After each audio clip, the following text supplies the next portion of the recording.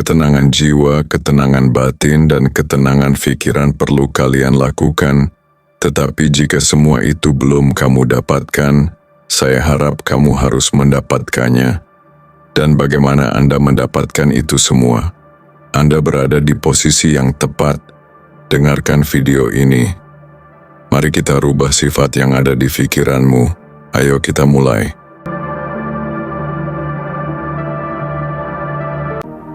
Apakah aku hidup sebagai diriku, atau hanya menjalani naskah orang lain? Tapi kamu harus tahu, tidak semua orang siap melihat versi aslimu. Dan itu bukan salahmu. Karena keberanian untuk hidup otentik memang seringkali membuat orang lain tidak nyaman. Tapi bukan berarti kamu harus menyesuaikan diri terus-menerus demi kenyamanan mereka. Pertanyaannya bukan lagi, apa yang akan orang pikirkan jika aku berubah?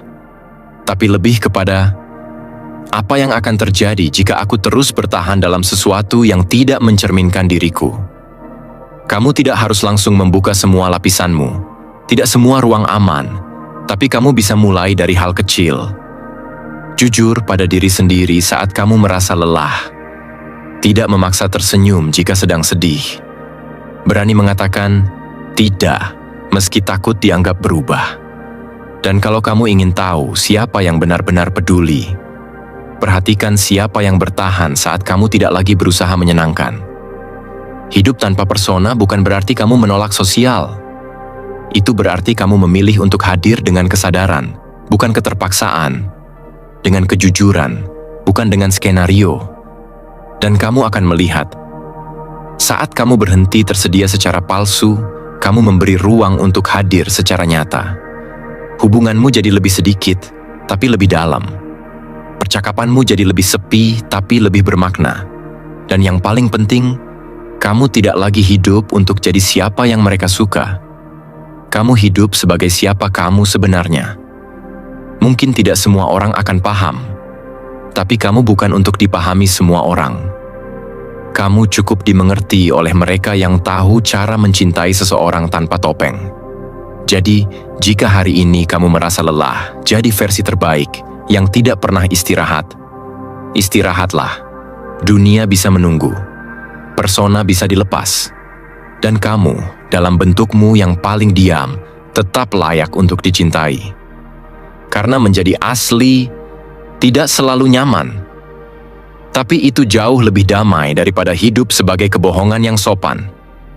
Kalau kamu bertanya, tapi gimana kalau aku kehilangan sesuatu karena jadi diriku sendiri? Aku akan balik tanya, kalau kamu kehilangan dirimu sendiri, lalu apa yang tersisa untuk dipertahankan? Sekarang bayangkan, kamu membuka hari esok tanpa harus menghafal naskah siapapun. Kamu tidak lagi bertanya, apa yang mereka harapkan dariku? Tapi bertanya, apa yang aku butuhkan hari ini? Dan di titik itu, kamu akan sadar, kamu tidak lagi hidup untuk tampil, tapi untuk tumbuh. Dan itu adalah awal dari hidup yang sebenarnya. Poin ketiga, melindungi energi diri. Ada hari-hari di mana kamu tidak benar-benar kehabisan waktu. Kamu hanya kehabisan tenaga. Dan itu dua hal yang sangat berbeda. Waktu bisa terus bergerak, tetap 24 jam. Tapi energi? Ia datang dan pergi dengan caranya sendiri. Tidak semua aktivitas menguras waktu, tapi hampir semua bisa menyedot energi. Bahkan yang kelihatan sederhana, membalas pesan, memaksakan tawa, menjawab panggilan yang tidak ingin dijawab, ikut rapat yang tidak perlu diikuti, dan yang paling melelahkan, berpura-pura baik-baik saja. Seperti yang kita bahas di poin sebelumnya, saat kamu terus memakai topeng, kamu mulai kehilangan jangkauan ke dalam dirimu sendiri. Tapi bukan hanya itu, kamu juga perlahan kehilangan energi untuk hidup dengan jujur. Kamu jadi cepat lelah, tapi bingung kenapa. Kamu istirahat seharian, tapi tetap bangun dengan rasa letih. Bukan karena tubuhmu yang lelah, tapi jiwamu. Dan ironisnya, kelelahan itu tidak dianggap serius. Kita hidup di budaya yang mengagungkan produktivitas lebih dari kewarasan. Semakin sibuk kamu terlihat, semakin dianggap hebat. Semakin kamu mengorbankan diri, semakin kamu dipuji. Tapi di balik semua itu, ada banyak orang yang hidupnya perlahan remuk, dalam senyap. Mari kita bicara soal energi. Bukan cuma dalam konteks stamina, tapi kapasitas emosional. Mental bandwidth. Ruang di dalam dirimu yang hanya bisa kamu pakai sekali dalam satu waktu. Dan itu terbatas. Tidak peduli seberapa positif kamu. Tidak peduli seberapa ikhlas kamu melayani. Kalau terus dipaksa, tetap akan habis. Dan yang paling menyedihkan adalah ketika kamu kehabisan energi bukan karena hal-hal besar, tapi karena terlalu banyak hal kecil yang tidak kamu tolak. Kalau kamu perhatikan, banyak dari kita tidak benar-benar takut kehabisan waktu. Kita takut terlihat tidak berguna, takut dikira tidak peduli, takut dibilang egois. Jadi kita terus memberi, bahkan saat kita sendiri butuh diselamatkan. Pertanyaannya, sampai kapan kamu bisa seperti itu? Kalau kamu merasa hidupmu berjalan tapi jiwamu tertinggal, mungkin bukan waktunya yang harus kamu atur, tapi energimu. Kamu tahu, kadang kita terlalu sibuk menjawab semua notifikasi, sampai kita lupa mendengar satu suara yang paling penting. Suara tubuh kita yang bilang, "Cukup." Suara hati kita yang berbisik, "Aku juga butuh diperhatikan." Tapi sayangnya, banyak dari kita lebih merasa bersalah karena menolak ajakan teman, daripada mengabaikan tubuh sendiri yang sudah minta istirahat sejak 2 hari lalu. Itu karena kita tidak terbiasa membela kebutuhan kita sendiri. Kita diajari bahwa menjadi orang baik berarti memberi tanpa henti. Tapi siapa yang mengajarkan kita bahwa mencintai diri juga berarti tahu kapan berhenti memberi?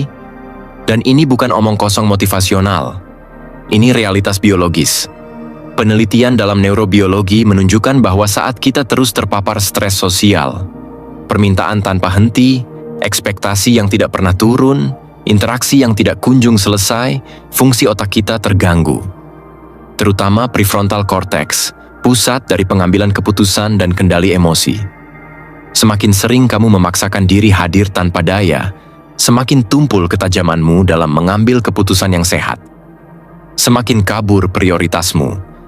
Maka jika kamu pernah merasa, "Kenapa aku gampang lupa? Kenapa aku cepat marah?" Atau, "Kenapa aku kehilangan motivasi?" Bisa jadi jawabannya bukan karena kamu malas, tapi karena kamu habis. Itulah kenapa menjaga energi bukan egoisme. Itu tanggung jawab. Kamu tidak bisa menyiram dari gelas kosong. Kamu tidak bisa menenangkan orang lain jika napasmu sendiri terengah. Kamu tidak bisa hadir dengan sepenuh hati kalau hati itu sendiri sudah kosong. Dan, ya, aku tahu, tidak mudah menolak. Apalagi saat kamu hidup di lingkungan yang memuliakan pengorbanan, di mana nerimo dianggap kemuliaan tertinggi, di mana kelelahan dipromosikan sebagai lambang kesetiaan. Tapi apa gunanya setia pada sistem yang tidak memberimu ruang untuk hidup? Coba bayangkan, kalau kamu hanya punya energi untuk satu hal hari ini, siapa yang layak mendapatkannya? Apakah kamu akan menghabiskannya untuk orang yang bahkan tidak peduli kamu makan atau belum?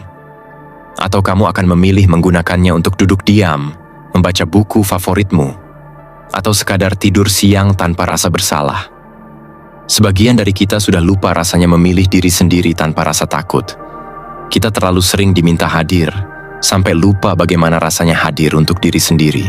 Tapi apa jadinya hidup jika satu-satunya orang yang tidak kamu jaga justru dirimu? Tubuhmu tahu saat kamu sudah terlalu sering mengiyakan, saat kamu hadir padahal ingin diam, saat kamu melanjutkan percakapan meski otakmu sudah tak lagi bisa memproses. Dan tubuh itu akan berbicara, entah lewat pusing, lewat sesak, atau lewat hilangnya minat hidup secara perlahan. Karena tidak ada manusia yang diciptakan untuk tersedia sepanjang waktu. Kita punya batas, dan batas itu bukan kelemahan, itu peringatan. Ada hal yang jarang dibicarakan, bahwa burnout tidak selalu berasal dari pekerjaan. Kadang, itu datang dari orang-orang yang tidak tahu batas, dari obrolan yang tidak kita butuhkan, dari ekspektasi tak terlihat yang terus menumpuk. Dan yang menyakitkan, terkadang burnout itu disebabkan oleh diri sendiri, karena kita tidak pernah tegas membatasi, karena kita terus menunda berkata tidak, karena kita lebih takut membuat orang kecewa daripada kehilangan ketenangan kita sendiri. Jadi bagaimana cara memulai? Tidak harus dengan perubahan besar. Cukup mulai dengan satu keputusan kecil hari ini. Berhenti merasa bersalah saat memilih untuk diam. Memaafkan dirimu sendiri saat kamu tidak bisa menjadi seperti yang mereka harapkan. Memberikan ruang, bukan karena kamu menjauh, tapi karena kamu ingin kembali utuh. Kalau kamu terbiasa menjelaskan segalanya, hari ini, coba tidak perlu menjelaskan apa-apa. Kadang, aku sedang ingin sendiri sudah cukup. Kamu tidak harus meyakinkan siapapun bahwa kamu layak untuk istirahat. Mereka yang memaksa kamu terus hadir, kemungkinan besar tidak tahu bagaimana rasanya benar-benar lelah. Dan mereka yang mengerti, tidak akan butuh banyak penjelasan. Karena hidup yang sehat bukan soal berapa banyak kamu memberi, tapi soal berapa bijak kamu menjaga. Kamu boleh peduli pada orang lain, tapi jangan sampai lupa, kamu juga butuh tempat pulang. Dan tempat pulang pertama seharusnya bukan rumah, bukan pekerjaan, bukan teman, tapi dirimu sendiri. Sekarang bayangkan, kamu bangun di pagi hari, tidak terburu-buru, tidak merasa harus merespons semuanya. Kamu memulai harimu dengan tenang, menyadari bahwa kamu bisa memilih apa yang layak untuk diberi energi, dan apa yang bisa kamu biarkan lewat. Kamu mungkin kehilangan beberapa obrolan, mungkin ada yang bilang kamu berubah, tapi kamu akan mendapatkan sesuatu yang lebih penting, ketenangan. Dan dari ketenangan itu, kamu mulai bisa memberi dengan sukacita, bukan keterpaksaan. Jadi, jika kamu merasa sudah terlalu lama hadir untuk semua orang kecuali dirimu sendiri, mungkin sekarang waktunya bertanya, siapa yang akan menjagaku kalau aku sendiri tidak mau menjaga diriku? Dan kamu tidak perlu merasa bersalah. Karena seperti kata Carl Jung, untuk menjadi utuh, kamu harus mengakui bagian dari dirimu yang sering kamu abaikan, termasuk kebutuhanmu untuk istirahat, untuk tidak selalu ada, untuk tidak selalu jadi penolong. Sebab saat kamu mulai melindungi energi dirimu, kamu bukan sedang menjauh dari dunia, kamu sedang kembali pulang. Poin keempat, kekuatan dari ketidakhadiran. Pernahkah kamu merasa, semakin kamu menjauh, semakin kamu didengar? Ada sesuatu yang aneh tentang ketidakhadiran. Ia tidak bersuara, tapi justru menciptakan keheningan yang lebih lantang dari ribuan kata. Bukan karena kamu sedang mencoba membuat orang menyadari sesuatu, tapi karena di dalam diam, yang biasanya tenggelam, mulai muncul ke permukaan. Seperti yang kita bahas sebelumnya, saat kamu tidak lagi menguras energi untuk semua orang, kamu mulai bisa memilah siapa yang datang karena butuh dan siapa yang datang karena peduli. Tapi lebih dari itu, ada satu hal yang lebih kuat dari kehadiran, yaitu saat kamu memilih untuk tidak hadir. Dan itu bukan bentuk kabur, itu strategi. Karena terkadang, yang perlu kamu lakukan bukanlah menjelaskan, bukan membuktikan, bukan meminta dipahami, tapi diam. Karena di dalam diam, ada kekuatan yang sering disepelekan. Ketidakhadiranmu bisa mengubah dinamika, mengguncang sistem yang selama ini kamu jaga. Menyadarkan orang-orang bahwa kehadiranmu selama ini bukan sesuatu yang otomatis. Kita hidup di dunia yang takut kehilangan, tapi lebih takut mengakui bahwa kita sering mengabaikan yang selalu ada. Coba pikirkan ini. Apa yang terjadi jika kamu tidak hadir di sebuah pertemuan rutin? Mungkin grup itu tetap berjalan, tapi ada satu kursi yang kosong. Dan saat seseorang mulai bertanya, kok dia nggak muncul ya? Itu bukan tentang ketidakhadiranmu secara fisik. Itu tentang kesadaran baru. Ternyata kamu selama ini hadir. Bahkan kalau selama ini kamu merasa diabaikan, ketidakhadiranmu adalah satu-satunya cara untuk memperjelas garis antara dilihat dan diperhatikan. Jadi bukan soal mundur. Ini tentang menghilang secara sadar. Menghilang bukan untuk dihargai, tapi untuk mengembalikan arah hidup ke dalam. Dan ini bukan asumsi kosong. Dalam dunia psikologi, dikenal konsep strategic withdrawal, penarikan diri yang disengaja untuk memperkuat kembali daya hidup. Bukan sebagai pelarian, tapi sebagai langkah sadar untuk mengatur ulang pusat gravitasi diri. Sama seperti otot yang tak bisa terus digunakan tanpa istirahat. Mentalitas kita pun butuh ruang agar bisa kembali jernih. Bahkan menurut beberapa penelitian, ketidakhadiran yang disengaja bisa menjadi alat refleksi paling kuat dalam memulihkan identitas. Karena saat tidak ada orang yang menatapmu, kamu akhirnya bisa melihat ke dalam. Itu sebabnya, kadang justru ketika kamu tidak muncul, kamu paling terasa. Ketika kamu berhenti menjawab pesan, ketika kamu tidak ikut memberi solusi, tidak mengangguk, tidak mengomentari, disitulah orang mulai merasakan ruang kosong yang biasanya kamu isi. Dan itulah kekuatan dari ketidakhadiran. Banyak orang takut menghilang karena berpikir akan dilupakan.